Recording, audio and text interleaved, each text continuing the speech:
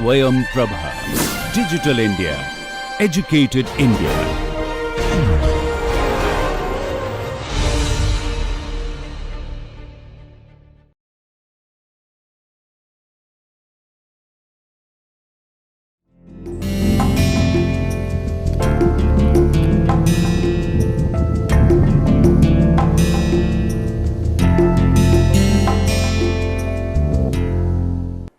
Namaskar, this is second lecture.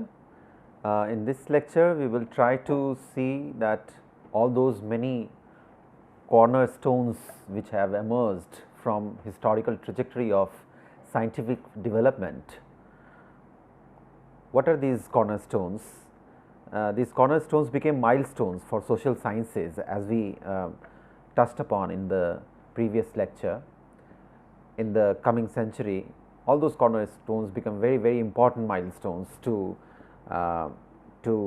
look at very religiously for some of us doing social sciences. We would selectively read some of these philosophical contributions. To begin with, we return to René Descartes and his meditations, which provided the most important component in the epistemology of science. So, what did René Descartes come up from his meditations? He came up with a method. It was a method of and justification for doubting. His 6 meditations or theses are crucial. The first one nearly forced us to believe that we can doubt all, particularly material things.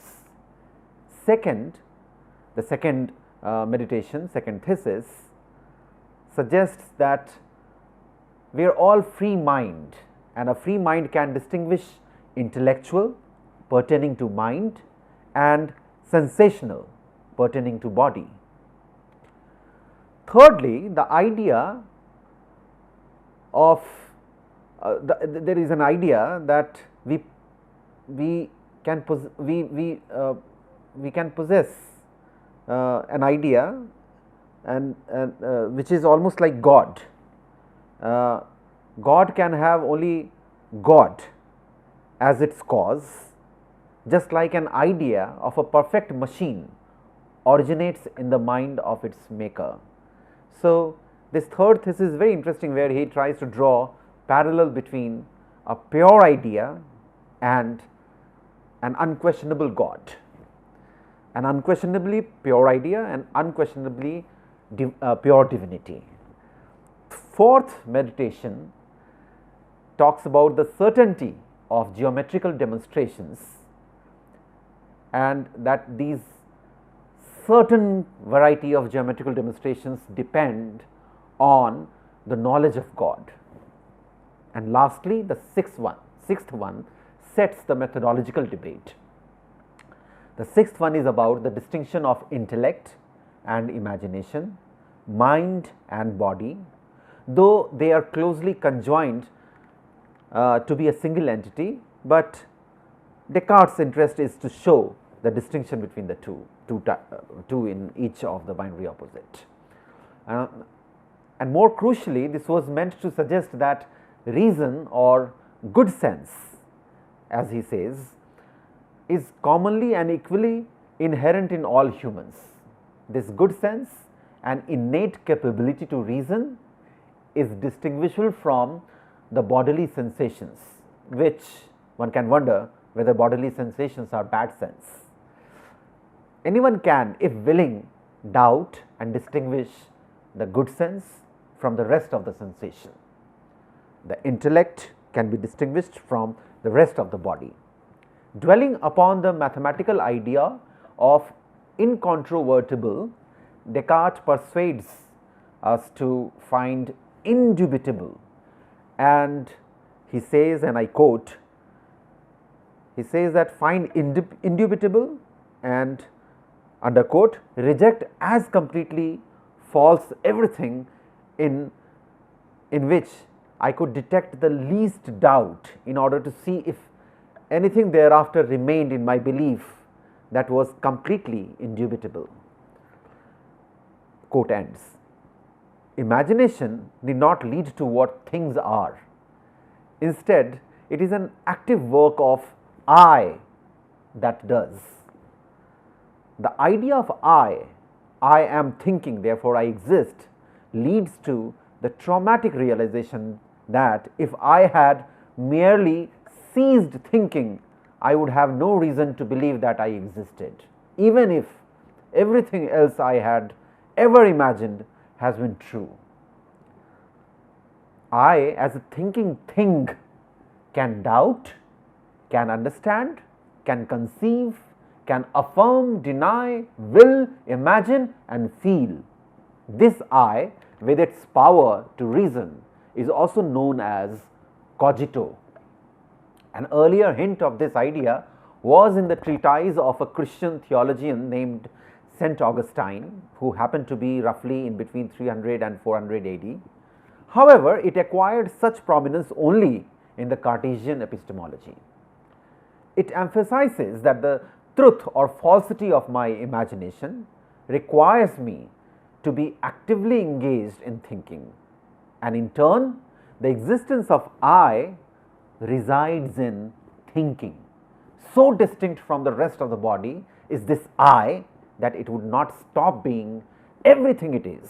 Even if the body were not to exist, it will be everything that a body would be known for.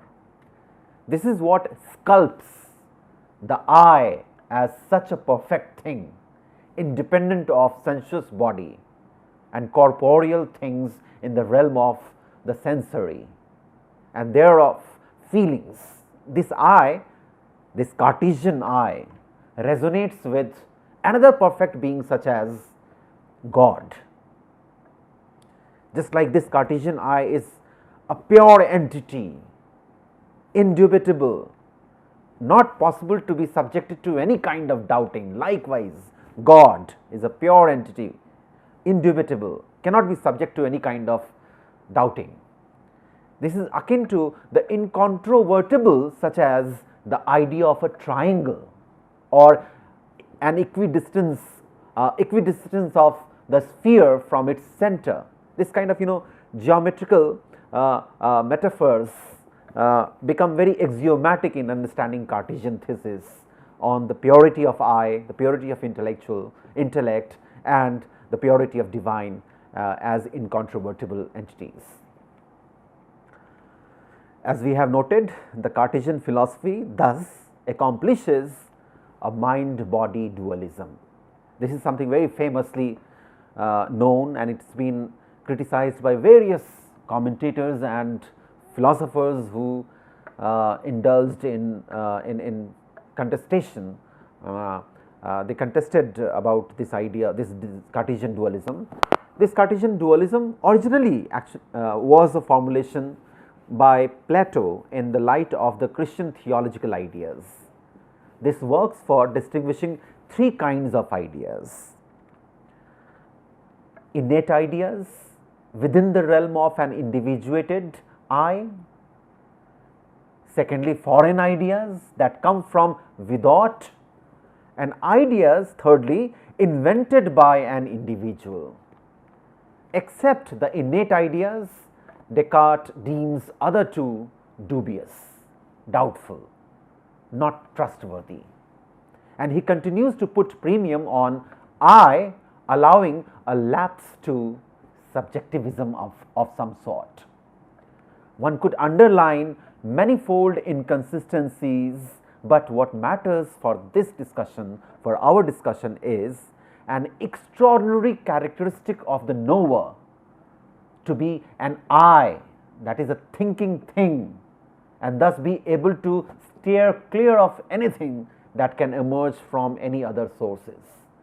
This is very important for our discussion. This is a very important feature of modern scientific epistemology, where this extraordinary characteristic of I becomes sharply noticeable.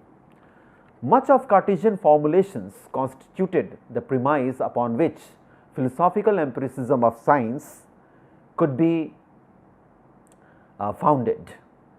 Influenced by Descartes, notwithstanding, John Locke departed from the Cartesian thesis of innate ideas vis-a-vis a priori, something which is before me, before anyone else, before anybody's experience, there is innate ideas. Locke noted it as a residue of the scholastic and Plato, which ought to be corrected in scientific observation. He sought to develop empiricism as scientific methodology in the essay concerning human understanding. In this regard, steering clear of syllogistic reasoning, Locke propounded an idea of reason, as Bertrand Russell elsewhere paraphrases, tries to paraphrase John Locke, and this is under quote that I am going to say: God has not been so sparing to men to make them barely two-legged creatures, and left it to Aristotle to make them rational. So basically, Russell in this paraphrase is trying to communicate to us what Locke had in his mind, and what he had in his mind was that every individual is capable of being rational independent of an Aristotle or Plato or any of those sources of wisdom, and therefore he is expecting us to undertake a journey of philosophy where he could show that every individual is capable of becoming rational by his or her own will and own capacity. Being rational is not a prerogative of a wise philosopher such as Aristotle in this whole discourse of John Locke. Instead, it is within the reach of any specially abled investigator. For Locke, reason is dual. It includes inquiry that leads to knowledge with certainty, and investigation of the probable propositions that may be wise to practice, though it may not bear certainty. The probable nature of a proposition dwells upon one's own experience or that of others. In short, reason enables to get to a variety of experiences through which one gets to ideas. Ideas are derived from two sources broadly: sensation, which involves sense organs, and perception, which involves mind as internal sense. Of course, it has a bit of inconsistency in formulation, but with that inconsistency, John Locke further adds that there are three kinds of knowledge of real existence. One is intuitive knowledge of our own existence. The second is demonstrative knowledge of God's existence, and the third is sensitive knowledge of things that come from senses. The intuitive knowledge is accessible through our experiences that our reason can aid in getting at. The demonstrative knowledge, also known to be knowledge accessed through reason, presupposes agreement or disagreement between two or more ideas, and likewise reason can enable us to arrive at knowledge that arises from our senses. So, what is he trying to do, John Locke, by saying all these things? He is trying to say that all our knowledge is thus acquisition of these ideas with dual reasoning, as though inscriptions on tabula rasa, which means a blank slate. All our knowledge is thus acquisition of these ideas with dual reasoning, as though all these knowledge are inscriptions on tabula rasa, a blank slate. So, we are all blank slate, and anything that we know is actually inscribed on us with the aid of reason. It's inscribed on us, and they are all acquired ideas.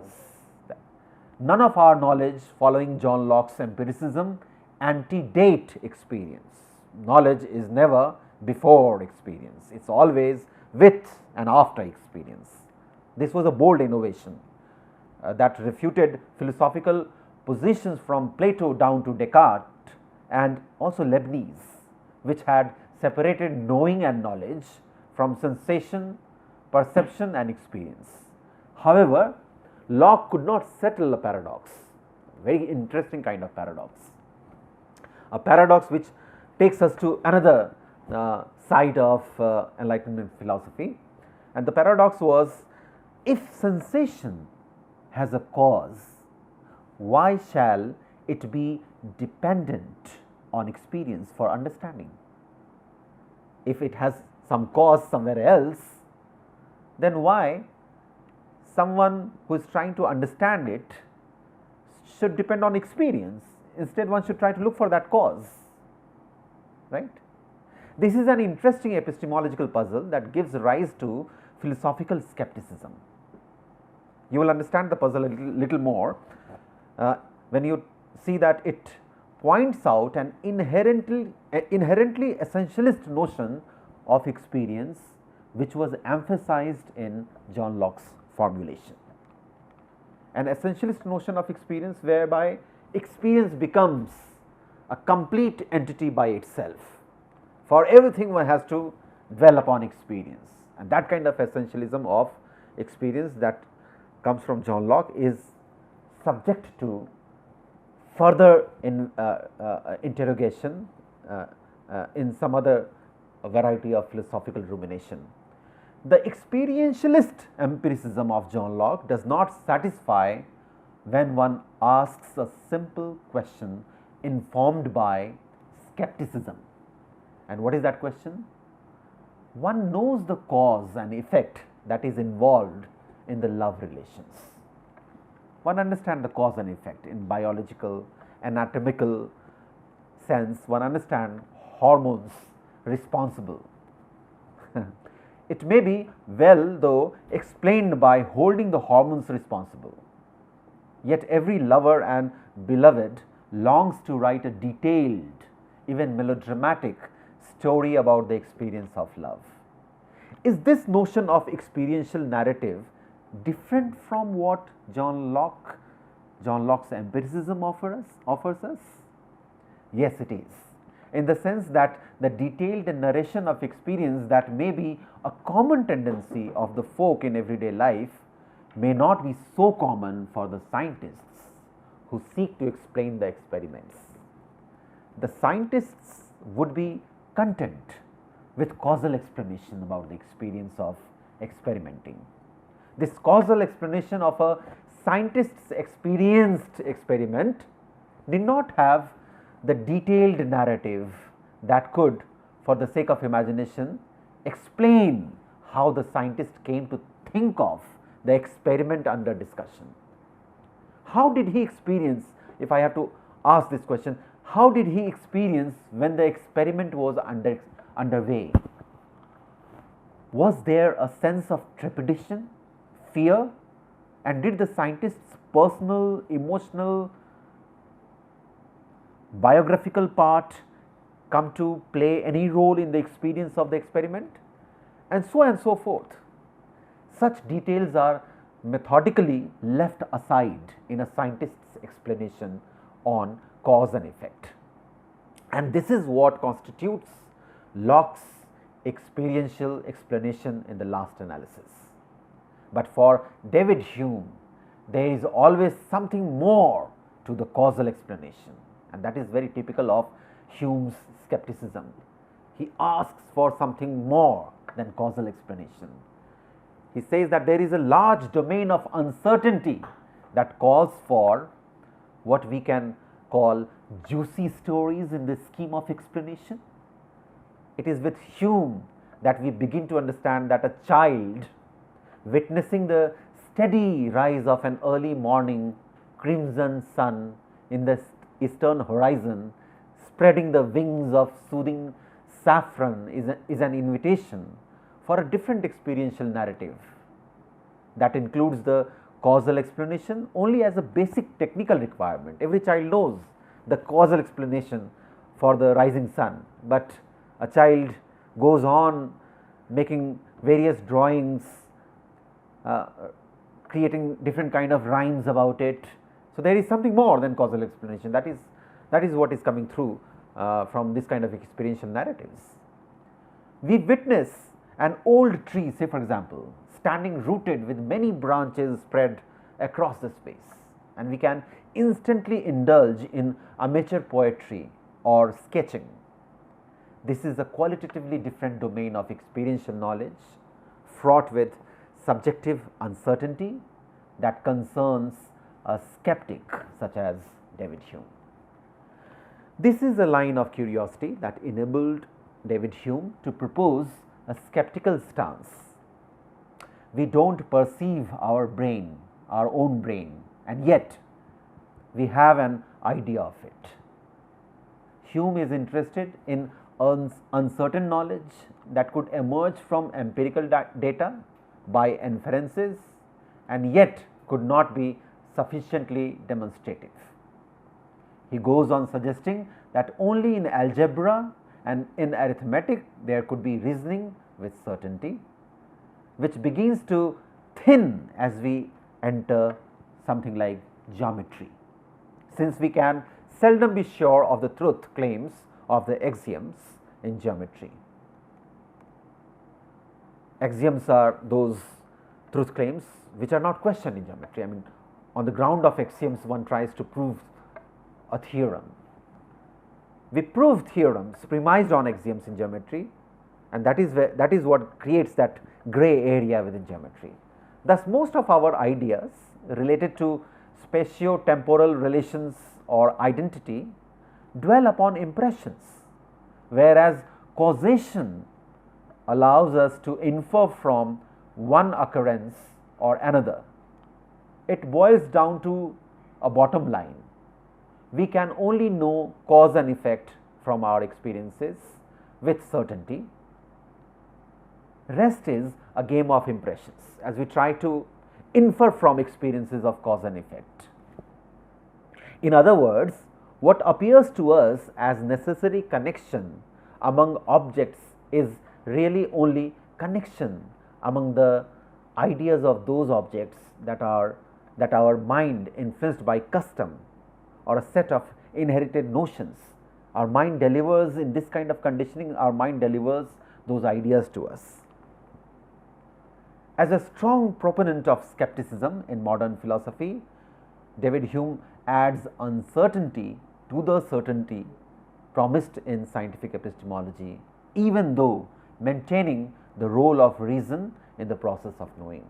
So, role of reason intact, but the element of uncertainty is put alongside the element of uncertainty in the whole process of knowing.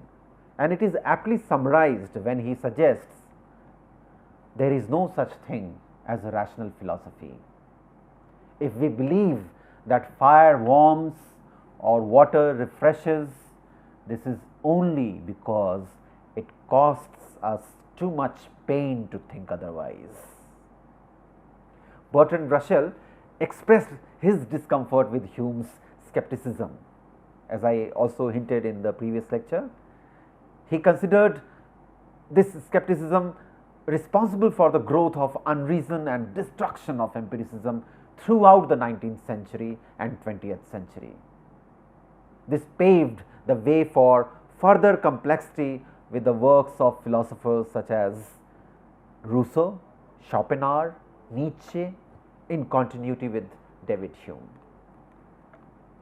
The dilemma whether knowledge is a priori or accumulation of experiences thus remained unresolved by far in the Enlightenment philosophy.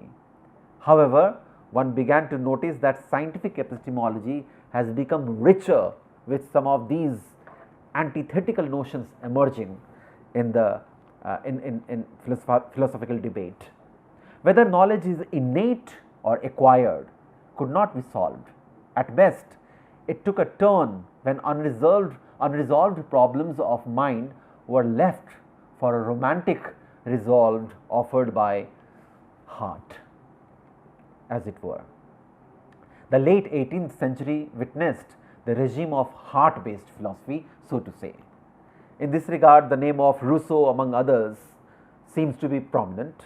German idealism in affinity with the Romantic movement, offered a nuanced critique of scientific way of thinking. Names of Hegel, Fichte, Schelling and Kant were prominent.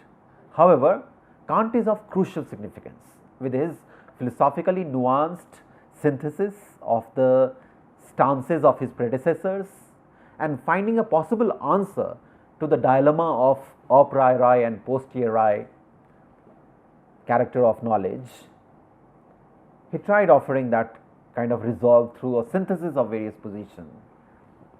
Though educated in Leibniz philosophy, steeped in Hume and Rousseau, there is an evident systematization of the position that makes Kant a responsible teacher of philosophy.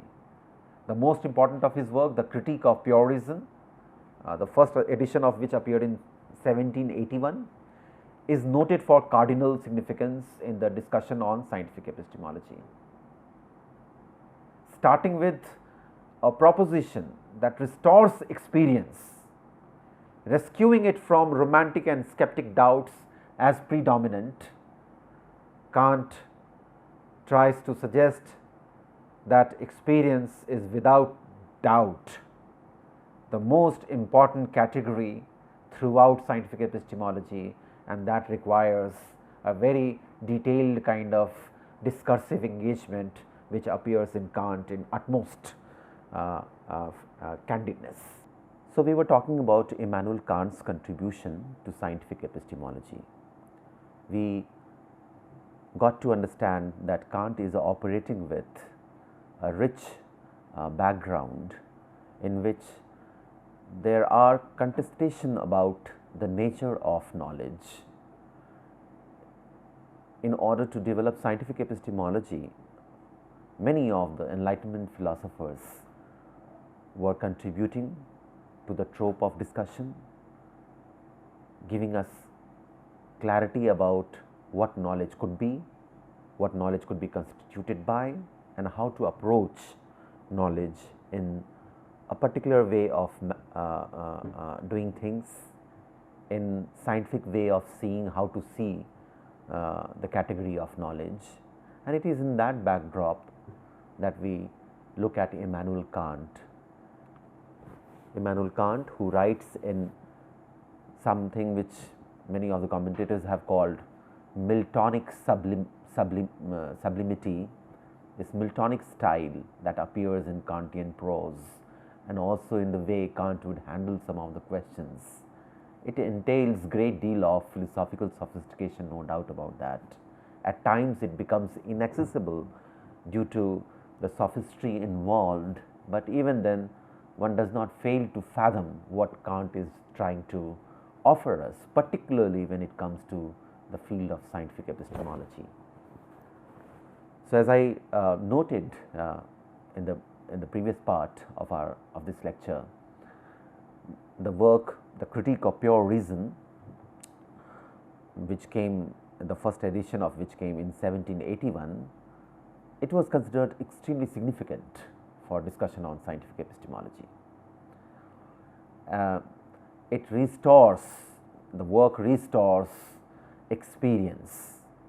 It brings back the significance of experience which is going through contestation on the trope of philosophy, empiricist and non-empiricists, whether it is a priori or posteriori, that kind of contestation about experience, and experience is brought back. It is almost rescued in Kantian discussion from romantic and skeptic doubts.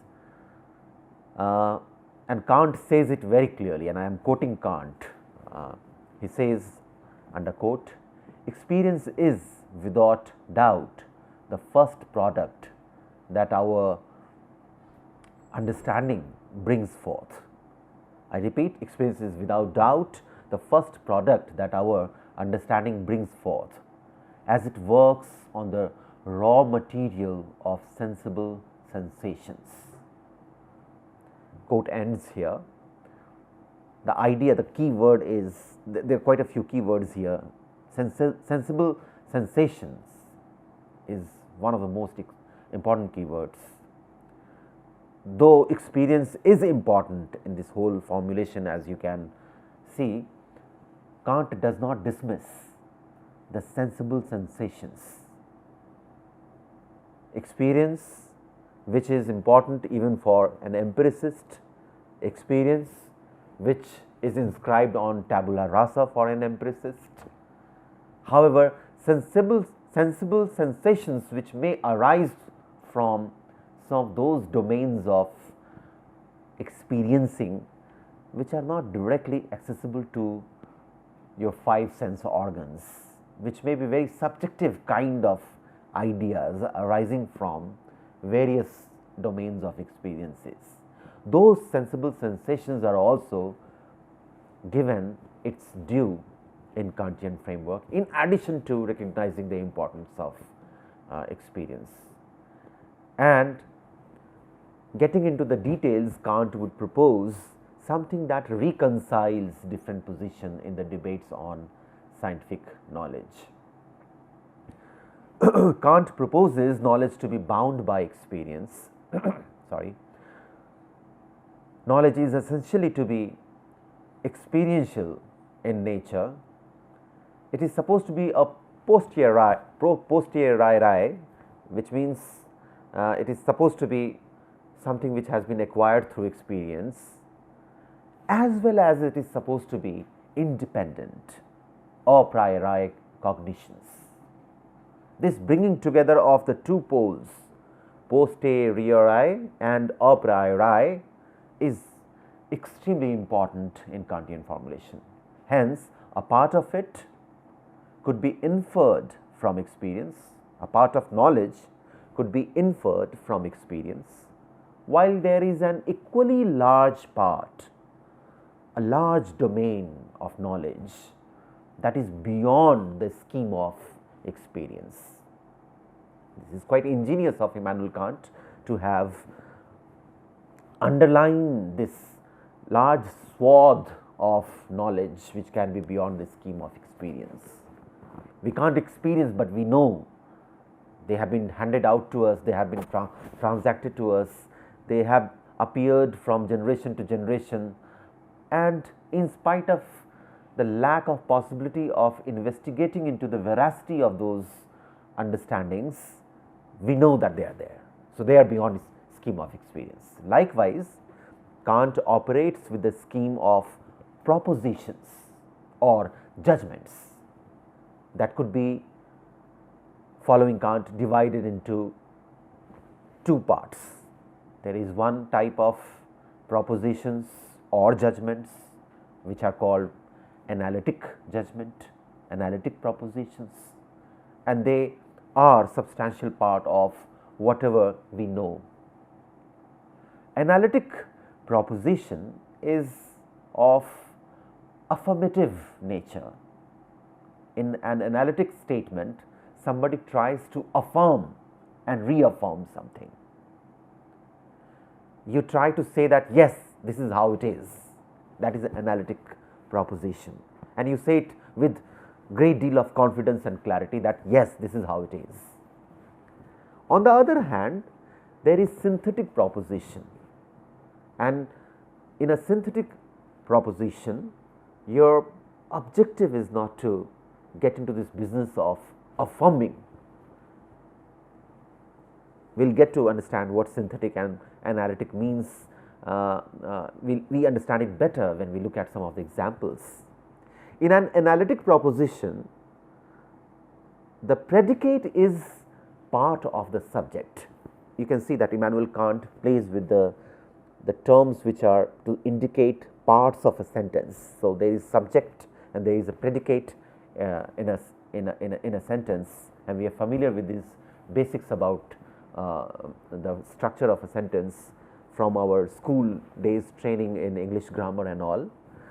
So, Kant says that in an analytic proposition, the predicate is part of the subject.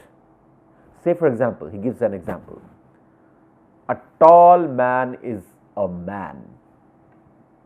Interesting, a tall man is a man. Or Take another example, another Kantian example. An equilateral triangle is a triangle. An equilateral triangle is a triangle. Such propositions are basically judgment of clarification. They try to, in a very clear manner, clarify things for you, leave no room for any doubt. These are judgment of clarification, and they operate with a very paradoxical kind of law of contradiction. There is this very logical thing in the backdrop of this statement, this kind of statements, this kind of analytic propositions will have this logic in the backdrop that if you try to contradict those statements, you fall flat. So, law of contradictions.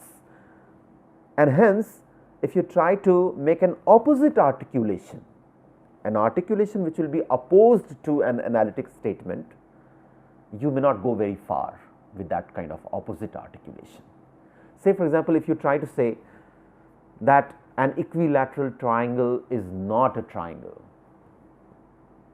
as opposed to an analytic statement which said an equilateral triangle is a triangle. So, the statement in opposition that equilateral triangle is not a triangle will be self-contradictory, because by the very fundamental information, following that fundamental information, a triangle will have 3 sides, and therefore, it is called a triangle, and each side of a triangle will be equilateral, therefore, it is called triangle. So, it operates, analytic statement operates with this logic in the backdrop that if you try to contradict them, the contradictory statement would fall flat.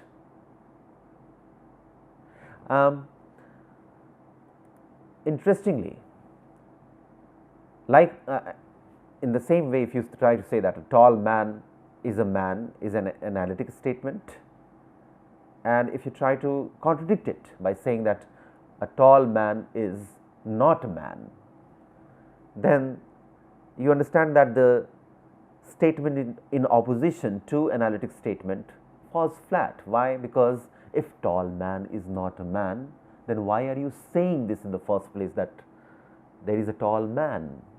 Then the whole purpose of presenting this statement becomes redundant, so and so forth. Likewise, one can get into very fantastic discussion exploring the length and breadth of the nature of an analytic statement with variety of examples. It's really fascinating an area to ponder upon, and I would like a lot of my students to spend little time in enjoying the nature of this component of our bodies of knowledge that we gather, that we accumulate through our trainings in various disciplines. Analytical propositions thus have a win-win effect in a discourse, be it in science or socio-cultural world. Without asking for more evidences, they stand firm. An analytical statement, an analytic proposition will be easier to engage with, because they do not hold too much of confusion for us. For the receiver, for the seeker of knowledge, it's not too confusing. But on the contrary, the synthetic propositions, which are basically judgment of amplification. Judgment of amplification means something which tries to add more layers to a statement, something which invites you to go for an exercise in broadening an idea. So, synthetic propositions are judgment of amplifications, and they are known only through experience. An amplification would not be complete unless it involves an experiential inquiry or an inquiry based on experiences, and hence any amount of conceptual analysis alone cannot lead to it. A synthetic proposition, a grasp of synthetic proposition requires us to do a little more than conceptual analysis. Say for example, one gives this, one comes across this example quite often.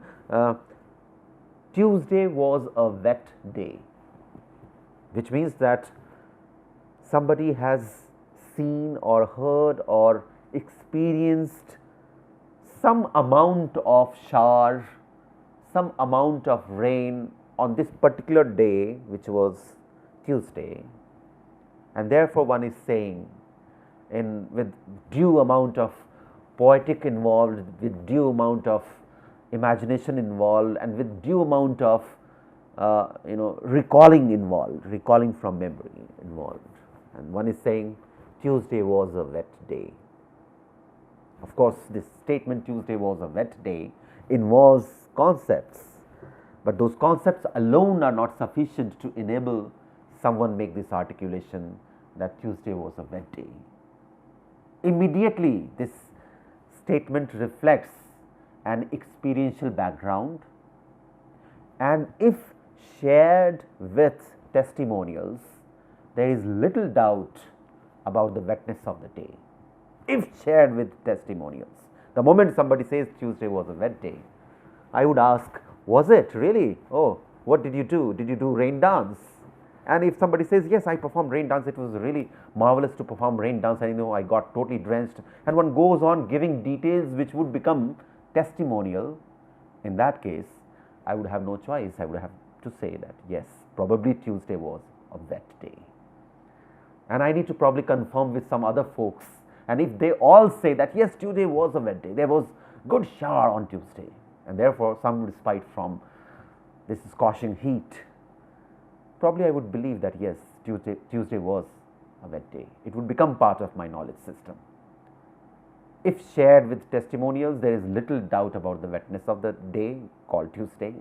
Likewise,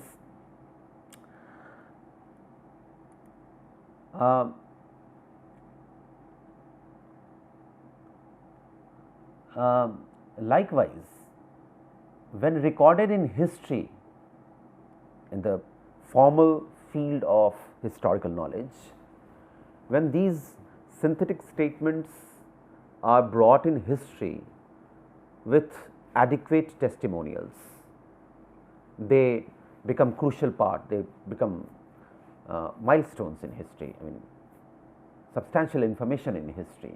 That's a very interesting idea. Why? Because we tend to think that history has nothing to do with this kind of conjecturing or discussion based on experiences. The whole field of historiography, the discussion, critical debates on the craft and art of doing history, that would probably unfold some of these ideas. But here it's with Immanuel Kant's discussion on the category of synthetic proposition, we begin to understand that even within the formal field of history, it is with adequate testimonials that experiences of past are presented as milestones, as indubitable statements. Say for example, something so much familiar to many of the students who read textbooks on history, something like Napoleon was a great general, right? If you say Napoleon was a great general, probably you have substantial amount of testimonials in the backdrop of this statement to support this idea, and therefore anybody who hears it would probably like to go to see what are those testimonials in support of this statement, and when they come across testimonials, they would say, yeah, it makes sense, Napoleon was a great general. In Kant's words, and I quote him, Kant says,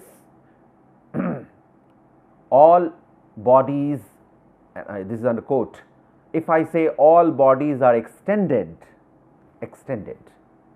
then this is an analytic statement, analytic judgment. analytic proposition. So, the quote goes like this: all bodies are extended, then this is an analytic judgment, for I do not need to go outside the concept that I combine with the word body. I don't have to go outside the words which are used with the word body. They are sufficient. So, I don't have to go to go outside the concept that I combine with the word body in order to find that extension connected with it.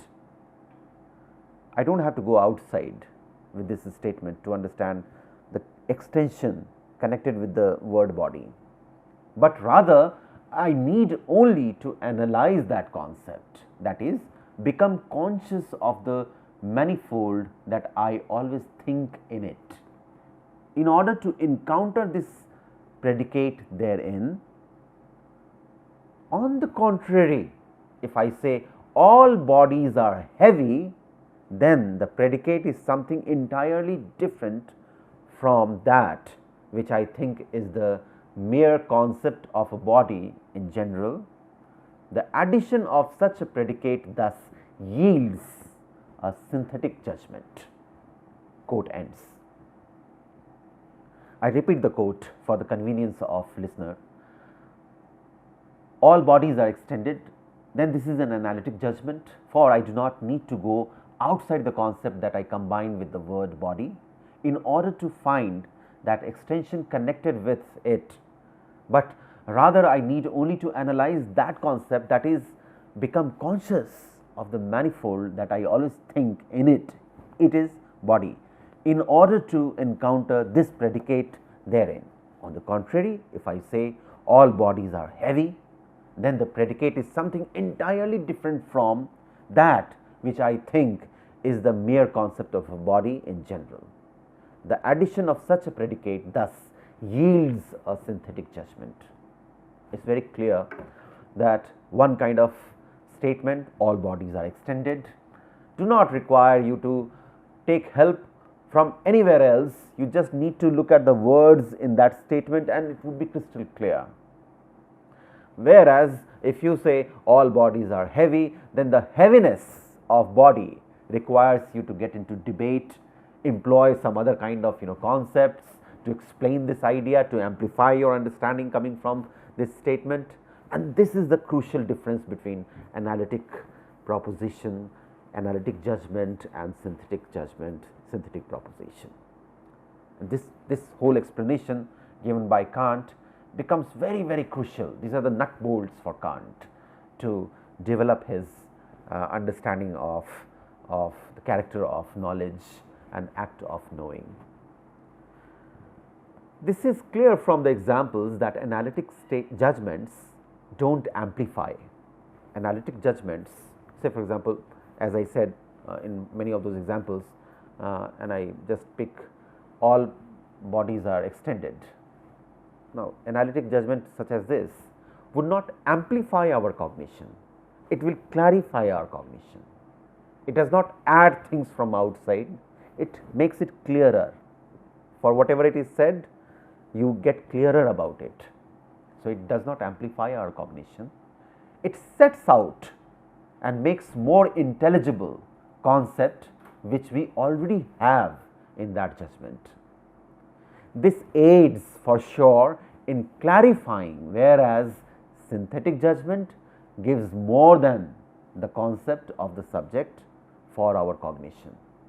It takes you to more than the concepts which are already there in the statement. This entails the role of experience and thereby to reason with the additional concept. Because you have experience coming into picture, of course, reason would take you in various directions and reason would dwell upon a variety of experiential narratives. Each experiential narrative may have various kind of conceptual coordinates, and when one can understand how dramatic amplification could happen on the basis of a synthetic statement. Facts of history, empirical details of geography and science, and many other such fields are in the category of the synthetic propositions for Immanuel Kant. Facts of history, empirical details in geography and science too. Synthetic propositions where it becomes necessary for you to indulge yourself in debates and try to amplify your meanings, your interpretations, your understanding. Without that amplification, probably facts would remain raw material. So, facts of history, facts of science, because of being their synthetic nature, invite critical debates. These are empirical propositions emerging from and backed by observational data. In science, you have empirical propositions which would emerge from a very rigorous method that you have employed and the observational data that you have arrived at. This is all fine. This all looks clearer, but there is something that Immanuel Kant comes to discuss. It's a very tricky idea that creates a lot of interesting pathways. It invites us to go on interesting kind of rumination. It's a tricky idea. It's a possibility of synthetic a priori judgment, a synthetic judgment which involves a priori knowledge. The intertwined opposites as they seem, basically they are suggesting that there can be a speculative a priori which would depend on the concepts, and a speculative a priori depending on the concepts could summon us, could invite us to seek for causes, other set of concepts that would be possible through experience. I repeat, a speculative a priori depending on the concepts could summon us to seek for causes, other sets of concepts that would be possible through experience. A knowledge without such mixing, this kind of mixing is almost essential. It is going to happen. However, there is also a possibility that there would be a body of knowledge without such mixing, and Kant says a knowledge without such mixing would be a pure a priori, and a pure a priori calls for pure cognition, pure reason, in which principles of cognition are a priori, in which principles of cognition are already a given. And I quote Immanuel Kant in this regard. It's important to quote him here. An organum of pure reason would be a sum total of those principles in accordance with which all pure a priori cognitions can be acquired and actually brought about. I call all cognition transcendental, that occupied not so much the objects, but rather with our a priori concept of objects in general. A system of such concepts would be called transcendental philosophy. So, according to Immanuel Kant, as I said, I repeat, an organum of pure reason would be a sum total of those principles in accordance with which all pure a priori cognitions can be acquired and actually brought about. I call all cognition transcendental, that occupied not so much the objects, but rather with our a priori concept of objects in general. A system of such concepts would be called transcendental philosophy. So, what is happening? Unlike the pure and speculative reason of transcendental philosophy, there is a practical domain fraught with motives related to feelings belonging to the empirical sources of cognition. So, there are two worlds of knowledge again, as it seems. One is where transcendental nature of cognition would be useful. There is one world where transcendental philosophy is more significant than the other world, where you come across very muddied, very realistic, very complicated, very greyish kind of materials. Unlike the pure and speculative reason of transcendental philosophy, this practical domain, this practical everyday life is where we encounter fraught character of motives. We come across very loaded kind of feelings. They will all belong to empirical sources of cognition, but they would have a lot of psycho-emotional orientation. These are objects outside. This is the world out there, and this world out there in this case becomes crucial for the senses inside. So, there is a world out there which we try to approach with our senses, which are in here. This involves doctrine of methods of practical reasons.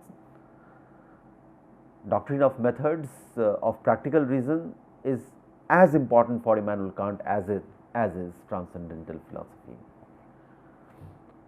And this doctrine of methods, this practical reason, enables us to investigate into our domain of experiences.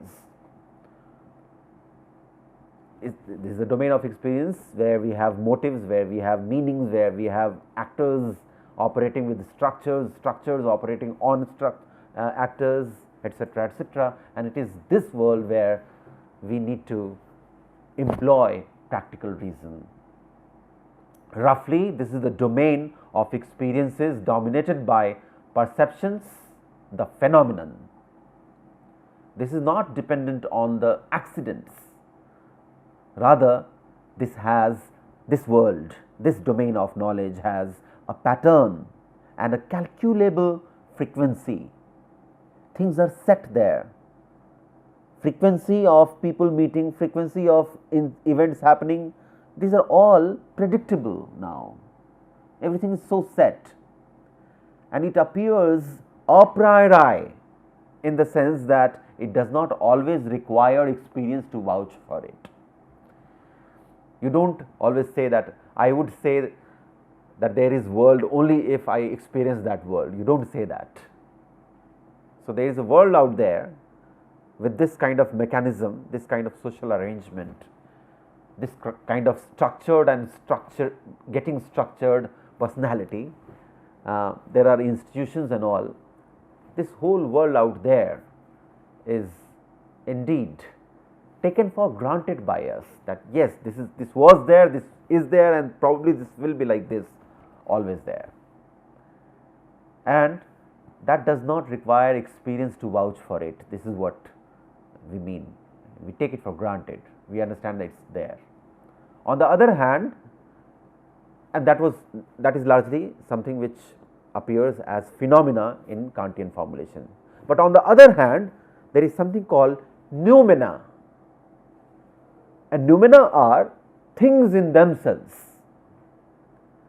They are fraught with accidental occurrences. It is very difficult to predict their occurrence, it is very difficult to calculate their frequency, and they are also very subjective in nature. They are almost like subjective sensations, and they are grasped with pure intuitions. You cannot always be sure about them in terms of having proof, testimonial, evidences, verification. You cannot always prove the veracity of them. However, you know, and you know it very strongly through your pure intuitions, you know that it is there, right? Noumena is there. They are things in themselves. They are fraught with accidental occurrences. They are very subjective in nature.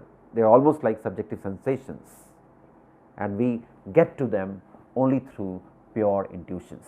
Needless to say, it is seldom possible to be sure about understanding noumena. Say, for example, a mystique's experience, or a madman's fantasy, or a dreamer's dreaming, or a thinker's utopia, etc., etc. They may not be concretely accessible, I mean in the sense that you cannot translate their experiences into a very cogent prose and say that this is what the experience was.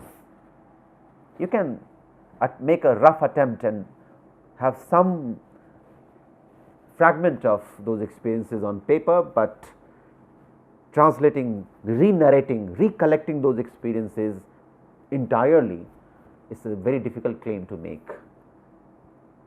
So, those experiences are also there and they are equally important experience. However, we have limitation in recalling them entirely as a full piece. So, this is where we are. Despite recognizing the role of a priori and intuition based observations, he has recognized their significance. But despite that recognition, Immanuel Kant reminds us of the limits of it.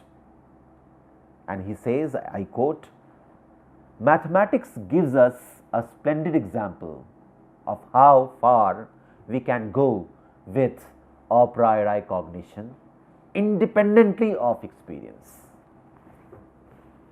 Look at the beauty of Kantian engagement. He targets mathematics here. I repeat, mathematics gives us a splendid example of how far we can go with a priori cognition independently of experience. Likewise, Plato abandoned the world of senses because it posed so many hindrances for the understanding and dared to go beyond it on the wings of the ideas in the empty space of pure understanding. Very interesting kind of position that appears from this. Plato abandoned the world of the senses because it posed so many hindrances for the and what did Plato do? He wanted to understand the world. He went on the wings of the ideas in the empty space of pure understanding. Unlimited horizons he might have crossed, but those unlimited horizons are not available to our sense organs for recollection, and therefore, what's the point of going on such a long flight on this wild exploration? So, likewise, like mathematics, so in Plato, and so in any of those domains of experiences where things cannot be recollected, are put aside as okay, it's there, it's part of the domain of experience, but you know what, may not be so suitable for scientific inquiry, and hence it is advisable that scientific inquiries would, in any domain of understanding, operate with reason and analyze concepts, the objects in the external world. So, despite all kind of just recognitions, acknowledgement, despite the fact that Kant does not dismiss a lot of materials, lot of components of experiences, but some of those materials are secondary, as one can see in the Kantian scheme of things. However, it is with Kant that a clean idea of scientific epistemology emerges for our consideration. Things are more or less settled with Kant. The whole body of Enlightenment philosophy can be celebrated for some reason, but one also has to take note of some of those things which would otherwise be considered subsidiary or derivative in Enlightenment philosophy. What we have done in this lecture is that with the two temporally distanced philosophical stances of René Descartes and Immanuel Kant, and in between some slices of empiricism and skepticism, we have seen that there emerges a synoptic sense of epistemology of modern science, a modern scientific way of seeing. This was a key consequence of the Enlightenment. There is a 20th century philosopher, Ernst Cassirer. He presented a congratulatory note summarizing the philosophical achievements of the Enlightenment. And I quote Cassirer here: "The permanent results of this philosophy do not lie in teachings. They do not lie in teachings which it develops and tries to formulate into a body of dogma. Far more than the men of the epoch were aware, their teachings were dependent on the preceding centuries. Enlightenment philosophy simply fell heir to the heritage of those centuries. It ordered, sifted, developed and clarified this heritage, rather than contributed and gave currency to new and original ideas. Yet, in spite of this dependence with respect to content, the Enlightenment produced a completely original form of philosophic thought." Interesting. Even when it reworks prevailing ideas, when it merely continues to build on a foundation laid by the 17th century, as is the case with its cosmology. Everything takes on new meaning and appears in a new perspective. Quote ends. Cassirer has done a wonderful, revisiting of the Enlightenment philosophy, and he tries to show the kind of negotiation that happens between the preceding contributions in body of philosophy and the Enlightenment contribution of the Enlightenment philosophers. In this complex outcome, a new methodological order emerges and it begins to dominate 18th century thought. One goes on reading Cassirer's take on the Enlightenment, and one gets informed that the attempt to solve the central problem of philosophic method involves recourse to Newton's rules of philosophizing rather than to Descartes' discourse on method. Newton gets more important than Descartes here. So, Newton's rule of philosophizing becomes more important than Descartes' discourse on method, with the result that philosophy presently takes an entirely new direction. In this kind of regime of Newtonianism, philosophy takes entirely new direction, for Newton's method is not that of pure deduction, but that of analysis. Reason thereby is not an inheritance from metaphysics. It becomes an acquisition with methodological rigor, and thus Newton was ennobled to the methodological supremacy known as Newtonianism. So, this is an interesting story about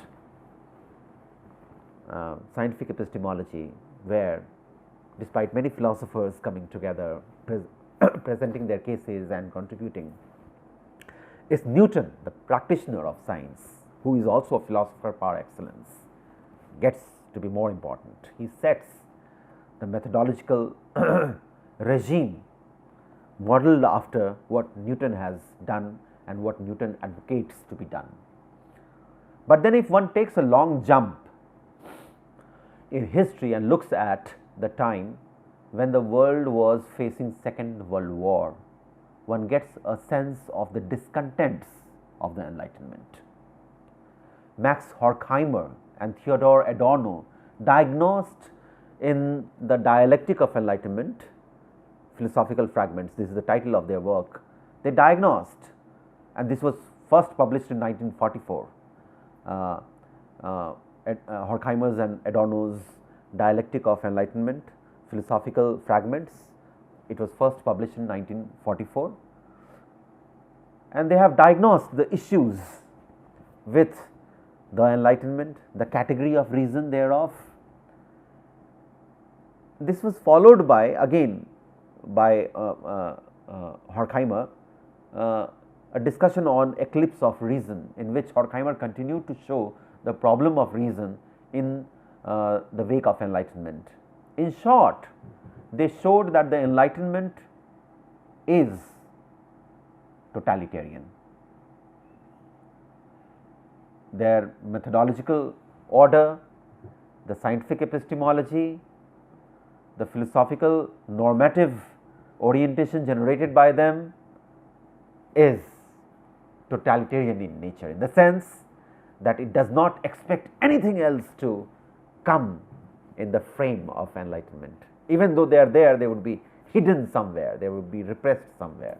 Moreover, there was a perpetual thinking on the normative conditioning and consequences of science, philosophy and the Enlightenment. A sociologist such as Robert Merton, a significant name in sociology of science, a significant name often mentioned in methodological debate to talk about grounded theories and all, a middle range theory. Robert Merton placed science at intersections of religion, politics and social institutions.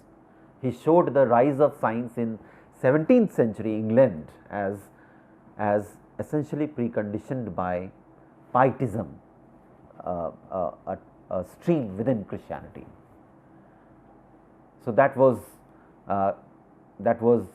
a way to show that science was not independent of the article of faith, the institutions of faith and the system, social system which is governed by law, norms, customs and so many other things. And in this wake, this is important to join a sociologist such as Zygmunt Bauman in posing a relevant question. And the question was about the idea of sociological enlightenment. He asks, for whom, about what? This sociological enlightenment, for whom and about what? Bauman helps us realize the control of the less philosophers, the cultural intellectual elites who controlled the project of enlightenment in 18th century. Thereof philosophy and science deemed nature to be a numb entity on which they could inscribe meanings, and in doing so they marginalized the lay people as the scientists and their philosopher adopted self-referentiality of scientific narrative. And this is a very powerful critique, no doubt about that.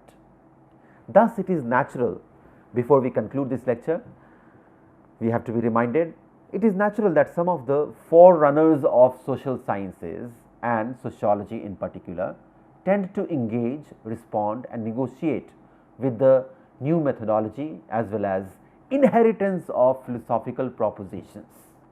And this tends to be the case even with the Trinity in classical sociology. The Trinity, namely Emile Durkheim, Max Weber and Karl Marx. We will deliberate on this in the following lecture.